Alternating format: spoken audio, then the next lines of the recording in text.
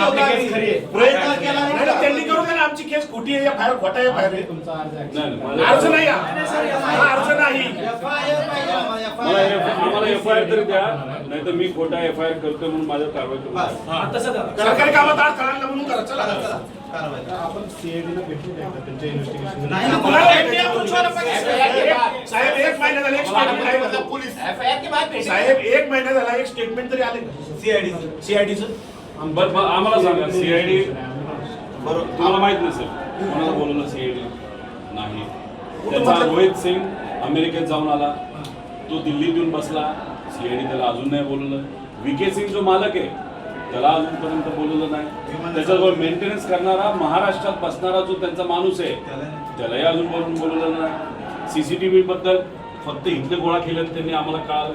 त्यानंतर तिथं जो जे 2 येणार होते कॅप्टन पायलट ते अचानक कॅन्सल झाले. का झाले त्यांना अजूनपर्यंत बोलवलं नाही, त्यांना नोटीस नाही. आणि डीजीसीच्या कोणत्या अधिकाऱ्यांनी मंजुरी दिली याला? आणि हे आमच्या लेवलला आम्हाला कळलेलं माहिती आहे. आता पब्लिकला तर काहीच माहित नाही. घरच्या लोकांना माहित नाही. आम्ही घरचे असू हे 8-8 तास बसतायत. अधिकारी गव्हर्नमेंट प्रेझेंटेशन दिल्लीत दाखवले, मुंबईत दाखवले, ते मोगम नाही साहेब. आणि ठीक आहे, मी प्रेझेंटेशन केलं, चुका केल्या मला काउंटर पण केलं. बारामतीमध्ये पोलीस जर आम्हाला साहेब आमचा एफआयआर घ्या, सीआयडीला द्या ना. तुमच्यावर काय करस्पॉन्डिंग झाला का सर सीआयडीचा? मी देशाच्या मिनिस्टर साहेबांच्या ऑफिसला पाठवले, डीजीसीला पाठवले. आम्ही एव्हिएशन मंत्री तिथं नसावेत असं म्हणत असलो तरी त्यांच्या मंत्रालयाला मी पाठवलेलं आहे.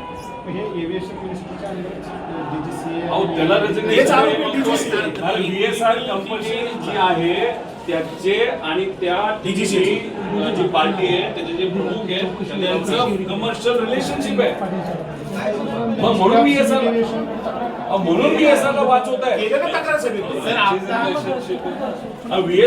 VSR ला म्हणून वाचवत आहे. आणि मग आमचं म्हणणं तुम्ही त्याच्या VSR विरोधात एफआयआर घेत नाही, मग तुम्ही सुद्धा वाचवताय. आणि चालू तपास जे सांगताय तुम्ही साहेब त्याच्यामध्ये अँगल कोणता आहे? अपघात आणि टेक्निकल. क्रिमिनल चौकशी कोण करतं? 5 लोकांच्या मृत्यूची आमची झाली, आमच्यावर मृत्यू, बाकी आमचं काहीच म्हणणं नाही. सिंपल एकदम 5 लोक मयत झाले एका ऍक्सिडेंट मध्ये. आमची ऍक्सिडेंटची एफआयआर टाकतो आणि आमची एफआयआर कुठे तपासामध्ये काही येऊ दे पुढे. नाही तर सीआयडीकडे वर्ग करा. CID FIR